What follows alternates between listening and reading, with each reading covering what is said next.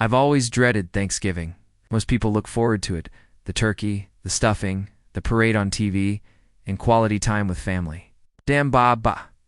But in the Morgan household, Thanksgiving has always been the annual assessment of everyone's achievements. Or in my case, the lack thereof. This year was no different. I pulled up to my parents' colonial-style home in Westchester County, New York, the same house I grew up in.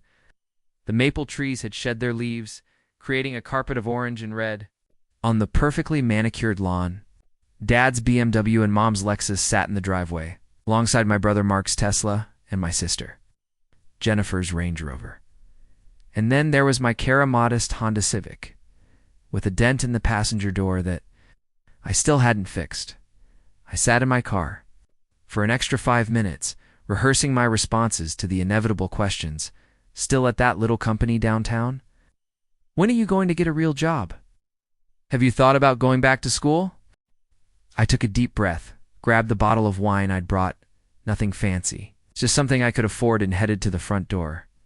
Mom answered, her face lighting up momentarily before settling into a polite smile. "Alex, you made it!" She hugged me, the scent of her expensive perfume enveloping me. Everyone's already here. The living room was exactly as I remembered, pristine white furniture that no one was allowed to sit on as kids. Family photos on the mantle, mostly of Mark and Jennifer's graduations, weddings, and vacations.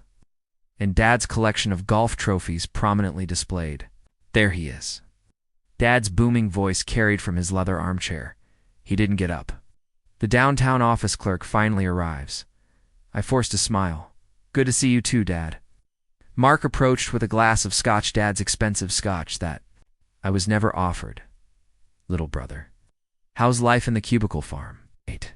He slapped my back harder than necessary, his Rolex flashing under the chandelier light. "It's not a cubicle farm," I corrected him, though I knew it was pointless. "I have my own office now." Jennifer snickered from the couch where she sat with her husband, Todd. "An office? Wow, moving up in the world. Is it a converted supply closet?" Jabs continued through appetizers. I tried to steer the conversation toward neutral territory, the weather, sports, anything, but somehow we always circled back to my apparent failures. "Alex, you remember the Petersons next door?" Mom asked. As she refilled wine glasses, everyone's but mine. Their son just made partner at his law firm. "Wasn't he in your class?" 2 years ahead of me, actually," I replied, taking a sip of water. "Well, he's doing wonderfully. Beautiful home in Greenwich, 2 perfect children, and they just bought a vacation property in the Hamptons." Dinner was served, and we gathered around the dining table. Crystal glasses, fine china, and silverware that had been in the family for generations. Mom had outdone herself with the food: a golden brown turkey, cranberry sauce made from scratch, 3 different kinds of potatoes, vegetables I couldn't even name. Dad stood at the head of the table, carving knife in hand. "Before we eat, I think we should go around and share what we're thankful for this year. Mark, why don't you start?" Mark cleared his throat. "Well, I'm thankful for another record year at the firm. We just closed the Henderson deal, 7 figures. He raised his glass. "And of course, for my beautiful wife and children." Jennifer went next. "I'm thankful for my promotion to senior VP, our new summer house. And that Todd's startup just secured its 2nd round of funding." When it came to my turn, I simply said, "I'm thankful to be here with family." Dad scoffed. "That's it? Nothing professional to be proud of? No accomplishments worth mentioning?" I felt my face grow hot. "I'm doing fine at work, Dad. Fine. Fine is for mediocre people, Alex. This family isn't fine. We excel, we achieve, we succeed." He pointed the carving knife in my direction. "You're 32 years old, working at some no-name company, making what, 50, 60,000 a year? Living in that tiny apartment in Queens?" "Dad, please," I started, but he wasn't finished. "You had every opportunity. The best schools, the same connections as your siblings. And what do you have to show for it?" "Nothing. Absolutely nothing." Table fell silent. Even Mark and Jennifer looked uncomfortable now. "I've tried to be patient," Dad continued, his voice rising. "I've waited for you to find your way, to show some ambition. But year after year, it's the same story. You're a complete failure, Alex. I hate to say it, but I'm ashamed when people ask about you. The words hit like physical blows. I'd heard variations of this speech before, but never so direct, never so cruel. Mark chuckled nervously. Come on, Dad, it's Thanksgiving. No, Mark, he needs to hear this. We've coddled him too long. Dad turned back to me. You'll never amount to anything if you keep on this path. Never. I looked around the table. Mom stared at her plate. Jennifer exchanged glances with Todd. Mark swirled his scotch, avoiding eye contact. I placed my napkin on the table and stood. Up. I think I should go. Typical, Dad muttered, running away from the truth. I was halfway to the door when the doorbell rang. Mom looked confused. Everyone who was expected was already here. I'll get it, I said, grateful for the excuse to escape the dining room. I opened the front door. My heart nearly stopped. Standing on the porch wearing an impeccable suit and holding a leather portfolio was Richard Donovan, my boss. Not just any boss. The CEO of Donovan International, one of the largest private technology firms in the country. Alex, he said with a warm smile. I apologize for interrupting your family dinner, but I needed to speak with you urgently. May I come in, Mr. Donovan? I stammered, acutely aware of my family's curious stares from the dining room. What are you doing here? Richard Donovan, with his sultan pepper hair and commanding presence, stepped into our foyer. He was a legend. In the tech industry, a self-made billionaire who had transformed a garage startup into a global empire, and somehow, he was standing in my parents' house on Thanksgiving. I tried calling, but it went straight to voicemail, he explained, his voice carrying through the silent house. The Tokyo deal is moving faster than anticipated. They want to finalize terms tonight. My father appeared behind me, his expression shifting from annoyance to curiosity. Alex, who is this? Before I could answer, Mr. Donovan extended his hand. Richard Donovan, CEO of Donovan International. You must be Mr. Morgan. I've heard a lot about you from Alex. Dad's eyes widened slightly as he shook Mr. Donovan's hand. Richard Donovan? The Richard Donovan? It's the very same, he replied with a modest smile. I apologize for interrupting your Thanksgiving dinner. I wouldn't have come if it wasn't absolutely critical. Mom appeared next, wiping her hands on her apron. Please, Mr. Donovan, join us. We have plenty of food. Mr. Donovan glanced at me and I nodded numbly. This was surreal. Oh, that's very kind. Of you, Mrs. Morgan. Perhaps just for a moment. Alex and I have some urgent business to discuss. We returned to the dining room, where Mark and Jennifer sat frozen in disbelief. Dad quickly ushered Mr. Donovan to the seat beside him, my seat while Mom hurried to set another place with the good china. So, Mr. Donovan, Dad began, his voice taking on the smooth tone he reserved for important clients. How do you know my son? Mr. Donovan accepted a glass of wine from my mother, Alex.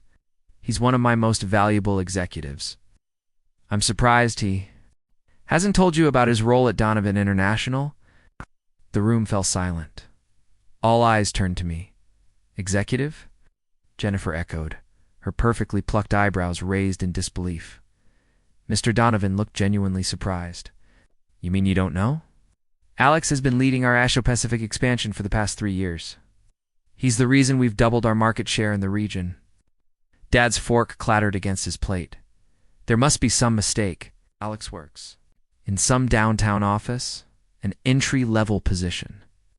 Mr. Donovan laughed a warm, genuine laugh. Entry-level. Alex is our Senior Vice President of International Development. He oversees a team of 60 people and manages a portfolio worth billions. Silence that followed was deafening. I could almost hear the mental calculations as my family tried to reconcile the failure they thought they knew with this new information. But his apartment in Queens, Mom said weakly. His old car, ... Yes, Mr. Donovan nodded.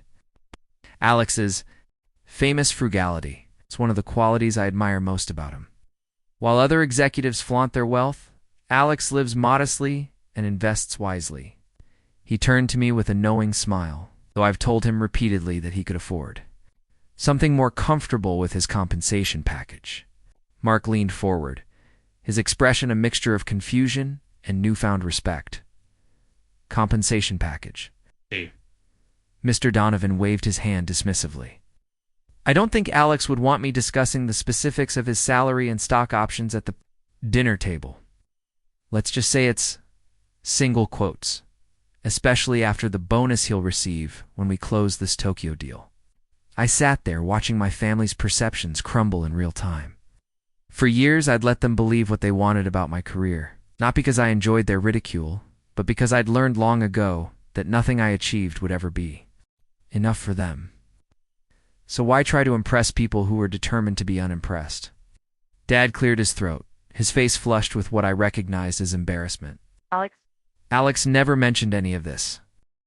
That doesn't surprise me, Mr. Donovan replied, helping himself to some cranberry sauce. Alex is remarkably humble. When he negotiated that deal in Singapore last year, saved us nearly $50 million in operational costs, he gave all the credit to his team. Wouldn't even accept the recognition at our annual shareholders meeting.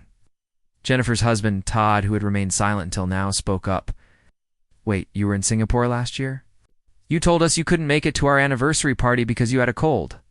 I shrugged. The Singapore negotiations were confidential at that stage. I couldn't discuss them. Mr. Donovan nodded. The NDA was ironclad. Even I couldn't tell my wife the details. He turned to my father. Your son has an extraordinary talent for diplomacy, Mr. Morgan. He can walk into a room of hostile negotiators and walk out with everyone feeling like they've won. It's a rare gift. Dad's expression was unreadable. For the first time in my adult life, he seemed at a loss for words. It's Tokyo deal, Mr. Donovan continued. Opening his portfolio and sliding some documents toward me could be our biggest yet. The Japanese investors are impressed with the presentation you've prepared, but they have some last-minute concerns about the intellectual property clauses. I scanned the documents quickly, my mind shifting into work mode despite the surreal circumstances. They're worried about the patent sharing arrangement in Section 7.3, I said, pointing to a paragraph. We can modify the language to address their concerns without compromising our position. Mr. Donovan smiled. Exactly what I thought you'd say. That's why I needed to see you in person. The call is scheduled for 9 p.m. Our time in about an hour. They specifically requested that you lead the negotiation. Me? I asked, though I knew the answer. The Tanaka Group had been my project from the beginning. They trust you, Alex. After how you handled the Seoul situation last month, your reputation in Asia is impeccable. Mark choked on his wine. Zol, you were in Seoul last month? Just for a few days, I replied casually. It was a quick trip. Mr. Donovan checked his watch. I hate to rush Mrs. Morgan, but this turkey is delicious. Is there any chance I could trouble you for a small plate to go? Alex and I should head to the office to prepare for this call. Mom, still visibly stunned, nodded and hurried to the kitchen. As Mr. Donovan and I stood to leave, my father finally found his voice. Alex, we had no idea. For a moment, I saw him not as the intimidating figure who had loomed over my life, but as an aging man confronting the reality that he had fundamentally misjudged his own son. The realization seemed to physically diminish him. It's fine, Dad, I said quietly. We can talk another time. As we walked toward the door, Mr. Donovan paused to admire a family photo on the wall. My college graduation. Princeton, right? Remember you mentioned you studied international relations there. Yes, I replied, aware of my family listening from the dining room. Double major in international relations and Mandarin Chinese? The Mandarin has certainly paid off, Mr. Donovan remarked. Your negotiation with the Beijing team last quarter was masterful. I don't think anyone else could have closed that deal. We reached the front door just as Mom returned with a carefully packed container of Thanksgiving dinner. Her hands trembled slightly as she handed it to Mr. Donovan. Thank you for your hospitality, Mrs. Morgan, he said warmly. You've raised an exceptional son. Donovan International wouldn't be where it is today without him. As we stepped onto the porch, I heard my father's voice behind us. Alex, wait. I turned to see him standing in the doorway, his expression a complex mixture of emotions I'd never seen before. Will you? Will you be coming back after your meeting? He asked, his voice uncharacteristically uncertain. I exchanged glances with Mr. Donovan, who nodded subtly. The call shouldn't take more than a couple of hours, I replied. I'll come back after. Something like relief washed over my father's face. Good. That's good. We'll wait up. As Mr. Donovan and I walked to his waiting car, a sleek black Bentley, with a driver, I felt a strange lightness. Ow. For the first time in my adult life, I was walking away from my family home without the familiar weight of disappointment pressing down on my shoulders. Your family seems nice, Mr. Donovan commented, as we settled into the leather seats. I couldn't help but laugh. You have impeccable timing, sir, he smiled knowingly. I thought I was interrupting a perfectly pleasant Thanksgiving dinner. The car pulled away from the curb. I looked back at the house. Through the window, I could see my family gathered in the living room, gesturing animatedly, no doubt trying to process what had just happened. You know, Mr. Donovan said thoughtfully, sometimes people need a little shock to see what's been in front of them all along. I nodded, turning away from the window. I think they just got the shock of their lives. Good, he replied simply. Now, about those intellectual property clauses. As we drove toward Manhattan, discussing the intricacies of international patent law, I couldn't help but wonder what awaited me when I returned to my parents' house later that night. For the first time in years, I was actually looking forward to it. The Donovan International headquarters dominated the Manhattan. Skyline 68 floors of gleaming glass and steel. Even at night, especially on Thanksgiving when the building was nearly empty, it projected power and innovation. As Mr. Donovan's Bentley pulled into the private underground garage, I felt a familiar sense of belonging that I'd never experienced in my parents' home. We've got about 40 minutes before the call, Mr. Donovan said as we stepped into his private elevator. The team has prepared the conference room, and legal has drafted alternative language for the IP clauses.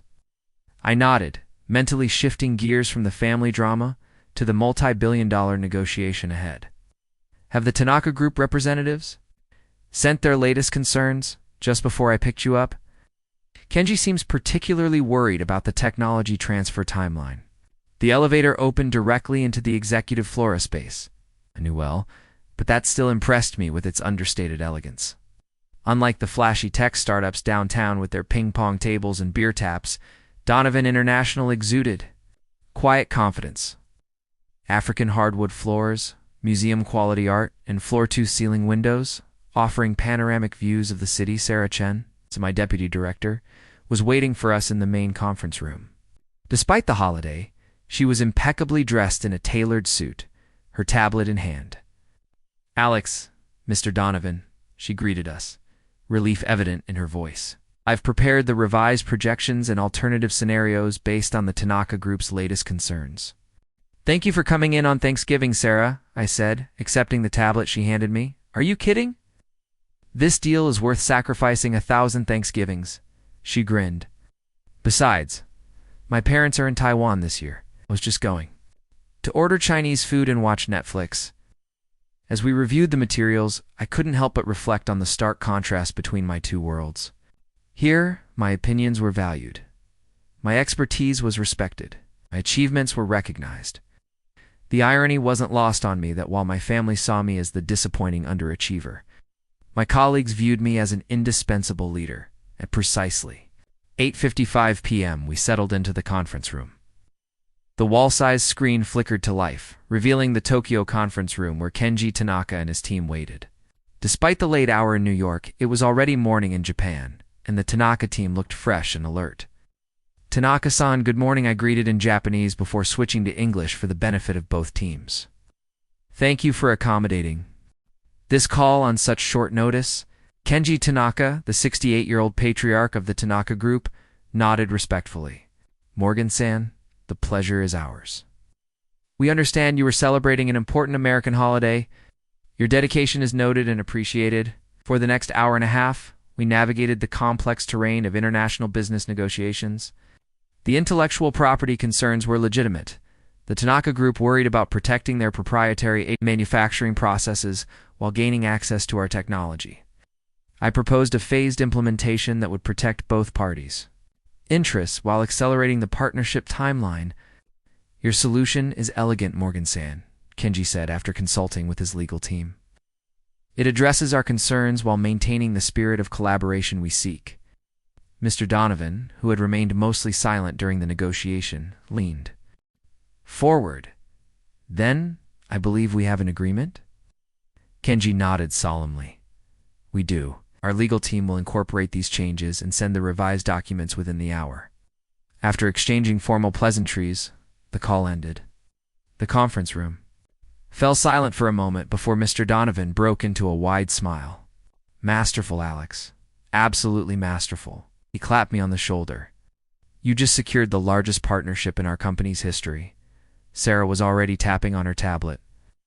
I'll coordinate with legal to review the revised documents as soon as they arrive. We should be able to execute the agreement before the markets open on Monday. Mr. Donovan stood, straightening his tie. This calls for a celebration. Fortunately, it will have to wait until after the holiday weekend. He checked his watch. It's nearly 11. I should get you back to your family. The word family brought me crashing back to reality. In the intensity of the negotiation, I'd almost forgotten the scene at my parents' house earlier that evening. Right? I said, gathering my notes. They're waiting up. Sarah looked confused. Your family is still having Thanksgiving dinner at 11 p.m.? I replied. Mr. Donovan chuckled. I may have caused a bit of a situation earlier. Alex's family wasn't fully aware of his position here. Sarah's eyes widened. They didn't know you're the SVP of International Development? How is that possible? I shrugged. It just never came up. Never came up. She repeated incredulously. Alex, you closed deals in 12 countries last year, were featured in Forbes, 40 Under 40. How does that not come up at Thanksgiving dinner?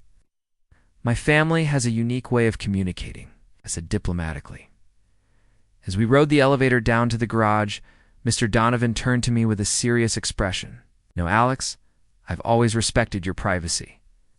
When you declined the profile, in the company newsletter, when you asked to work remotely during family events, when you never invited relatives to company functions, I didn't question it. But after tonight, I think I understand. I stared at the elevator's descending floor. Numbers, unsure how to respond. My father was the same way. He continued quietly. Nothing was ever good enough. My first million, my first patent. My first company all dismissed as luck or insignificant compared to what my brother, the surgeon, had accomplished. I looked at him in surprise. Richard Donovan, billionaire tech visionary, had never spoken about his family before. What changed? I asked. He smiled sadly. Nothing. He died still believing I had somehow failed to reach my potential. It's his loss. He never got to see what I built, never got to be proud of what his son accomplished. The elevator doors opened. To the garage, where the Bentley waited. Your situation is different, Alex, he said as we walked to the car. Your family is still here. Tonight was a shock for them, but it's also an opportunity. It's not for you, you have nothing to prove. But for them, it's a chance to really see you, perhaps for the first time. The drive back to Westchester was quiet. I stared out the window at the city lights, then the suburban darkness, contemplating Mr. Donovan's words. I'd compartmentalized. My life's brilliant executive by day, family disappointment by night. I'd convinced myself it didn't matter, that I didn't need my family's approval or understanding. But the weight that had lifted from my shoulders when the truth was revealed told a different story. As the Bentley pulled up to my parents' house, I noticed all the lights were still on. It was nearly midnight. Would you like me to come in with you? Mr. Donovan asked. I shook my head. I think this is something I need to handle alone. Of course, he extended his hand. Congratulations again on the Tanaka deal, Alex. Take Monday. Off, you've earned it. I thanked him and stepped out of the car. As the Bentley pulled away, I stood in the driveway for a moment, gathering my courage. Through the living room window, I could see my entire family still gathered. Mom, Dad, Mark, Jennifer. Even Todd. They weren't eating or watching TV. They were just ... Waiting, taking a deep breath, I walked up the path to the front door. Before I could reach for my keys, the door swung open. Dad stood there, his expression unreadable. You came back, he said simply. I said I would. He nodded, stepping aside to let me in. The living room fell silent as I entered. 5 pairs of eyes watched me with expressions ranging from curiosity to confusion to something that looked almost like respect. "How did your meeting go?" Mom asked, her voice unnaturally bright. "It went well," I replied, removing my coat. "We closed the deal." "The Tokyo deal?" Mark asked, leaning forward. "The one worth. It's just under $4 billion, I finished for him. "Yes, that one." Jennifer's jaw literally dropped. "Billion? With a B?" I nodded, suddenly exhausted. The adrenaline of the negotiation was wearing off, and the emotional toll of the evening was catching up with me. Dad cleared his throat. "Alex, we've been talking while you were gone. There's some things we need to say to you." I looked at my father, really looked at him, and saw something I'd never seen before.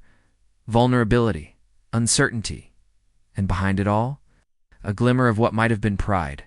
"I'm listening," I said, taking a seat on the couch. And for the first time in my adult life, they were too. The grandfather clock in the hallway chimed 1 in the morning as our family conversation reached its natural conclusion. For 3 hours. We had truly talked perhaps for the first time in decades. "I don't expect forgiveness," Dad said, his voice hoarse from emotion. But I hope you'll give us a chance to know the real you, the man you've become despite us, not because of us." Mom wiped tears from her eyes. "All those times you couldn't make family events because of work, you were actually in Singapore, Tokyo, Berlin, ... "I was," I confirmed. "The International Development Division operates across 17 time zones." Mark shook his head in disbelief. "And all this time we thought ... "I know what you thought," I said gently. "And that's on me too. I could have corrected you, but it was easier to let you believe what you wanted." Jennifer reached across the coffee table and squeezed my hand. "No more assumptions. No more judgments." Dad stood up, looking older and humbler than I'd ever seen. "I've spent 32 years telling you who you should be. I never took the time to see who you actually are." His voice broke. "I'm sorry, son. Truly sorry." As I drove back to my modest apartment in Queens, actually a penthouse I'd purchased 3 years ago, I felt lighter. The walls between my worlds had finally crumbled, and for the first time since childhood, I felt whole. Sometimes the greatest success isn't measured in dollars or deals, but in finally being seen for who you truly are.